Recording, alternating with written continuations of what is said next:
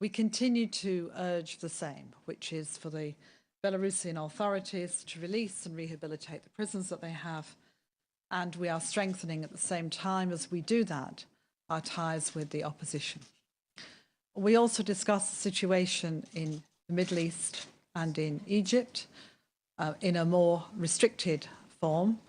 That was in order for us to once again pay tribute to the work of the King and the Foreign Minister of Jordan for bringing together in informal discussions the Israeli chief negotiator, the Palestinian chief negotiator, to recognise too the success of the task force in Jordan last week, where we were able to pull together €3 billion in resources over 3 years for Jordan to support its political and economic reforms, and to consider in Egypt the work that's ongoing to see the democratic process move forward, and also to recognise the challenges faced by NGOs at the present time. And as we all commented, to urge the Egyptian authorities to respond to our views on that. I'll stop there because otherwise I take too long.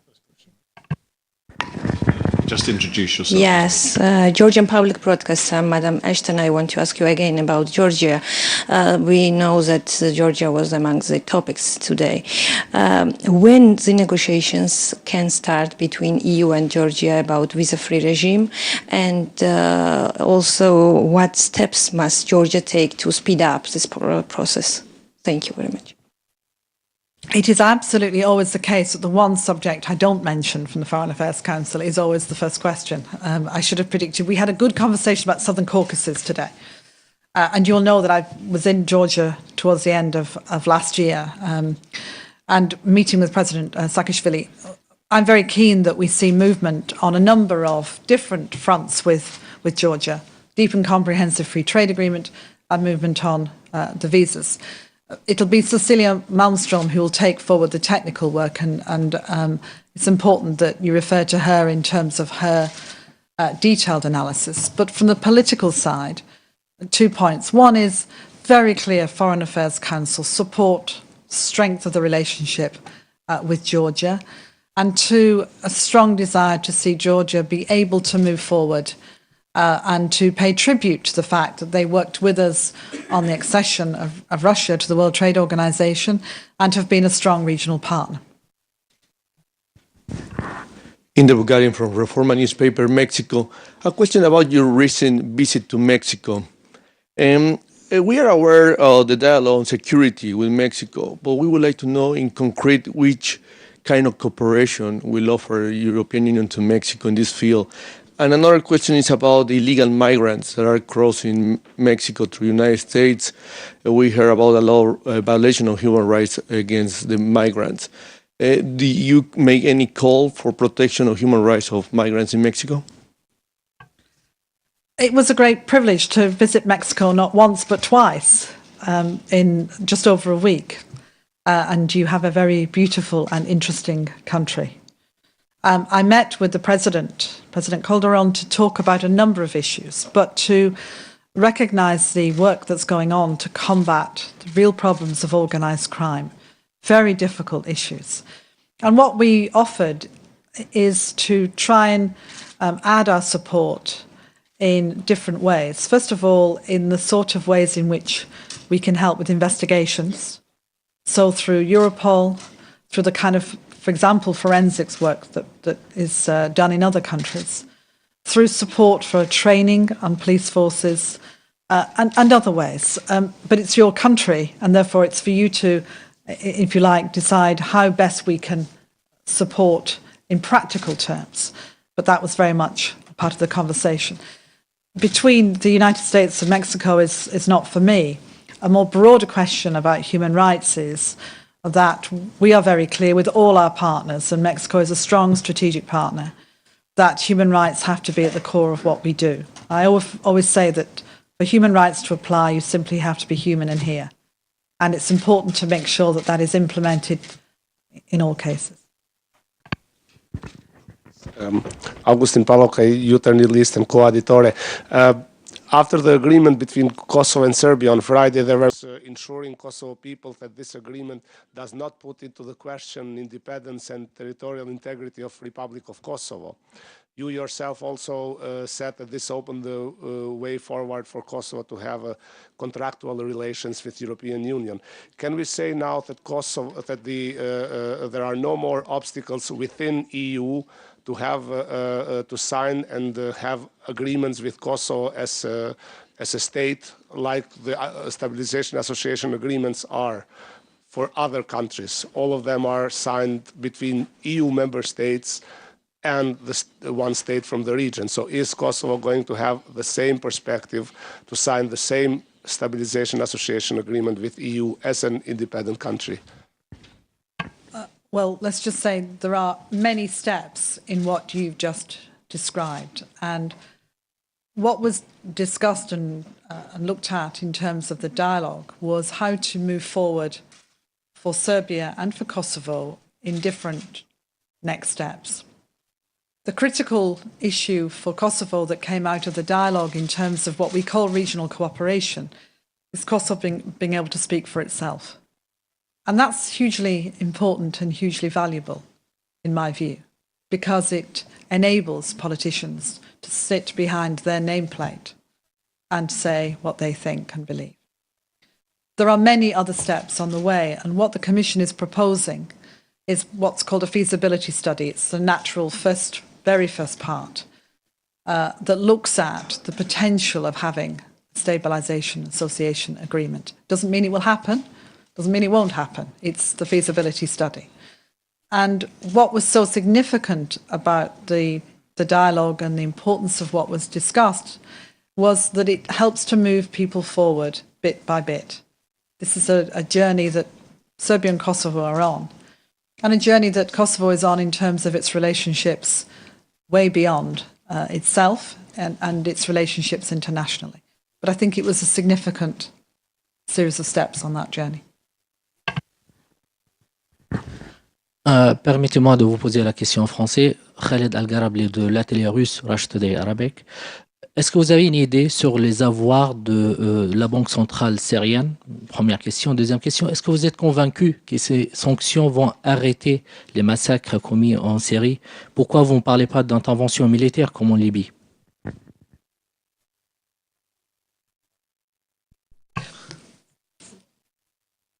Je parlerai en anglais parce que c'est plus facile pour moi. The assets in Syria, the central bank, I can't give you a figure for that here. Very happy that we put you in touch with those who are looking at the detail of that.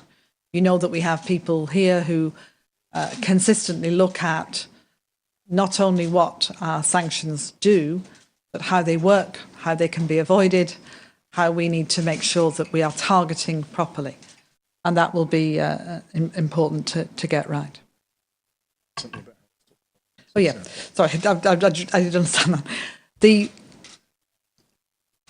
critical thing is to stop the violence. And the issue of how to do that was something that, of course, everybody was focused on at the meeting last week.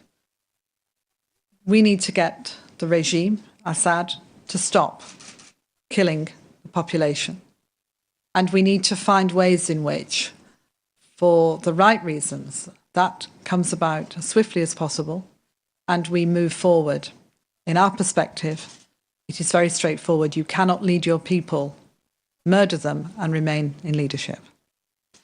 Therefore, the work that the UN and the Arab League will do, under Arab League leadership, UN strength, will be to try and persuade this to happen quickly. Kofi Annan will play that very important role. But it's very complicated and very difficult. And as much as the international community can stand together in making it clear that this must happen, the more that we can work with those who represent the opposition, the more that we can work with those around, the countries around Syria, and those who can influence Syria to try and make this come about, the better.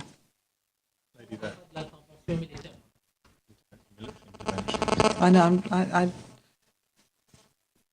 I'm sorry, but military intervention. the question of military intervention was not part of the discussions in Tunisia.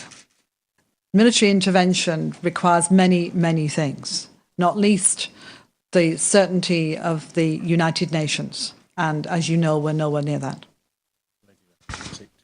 Tuhina from Kosovo Television, back on Kosovo issue and the proposal for feasibility study. After today's discussion on the questions of Kosovo and Serbia, can you say that you have the backing of all 27 member states to see Kosovo as a country with treaty signing powers, which would be as a result of this feasibility study? Thank you very much.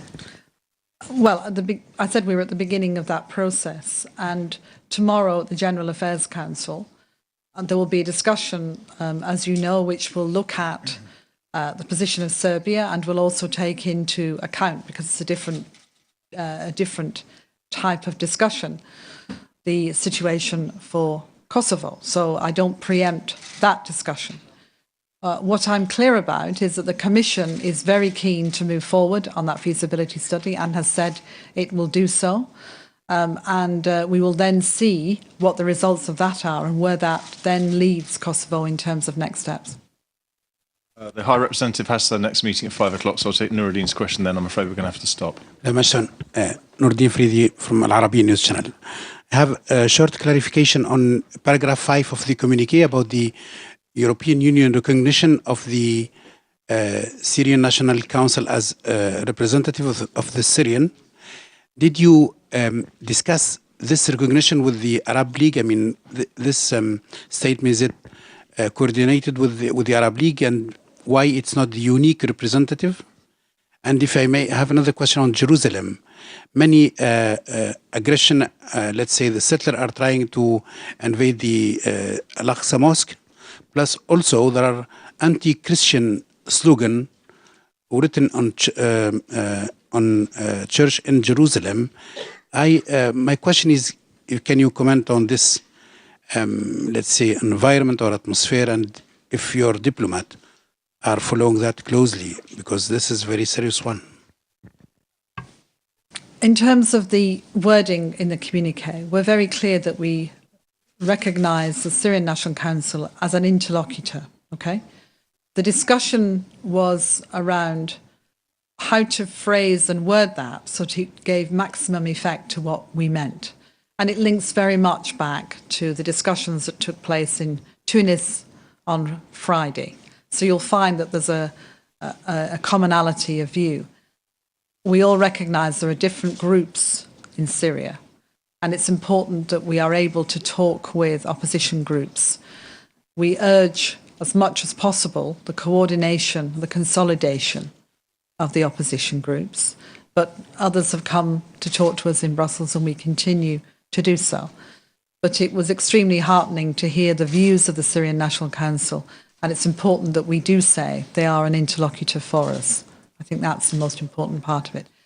As far as what's happening in Jerusalem, look, the position is very straightforward for us. We believe in the capacity of people to have freedom of religion and belief, and for people to translate that into the ability to enable people to practice their faith and belief and live in peace side by side with those of other faiths or none. And anything that we can do to support that, we will do. And anything that happens that undermines that, we will be deeply concerned about. Thanks very much for coming. Thank you.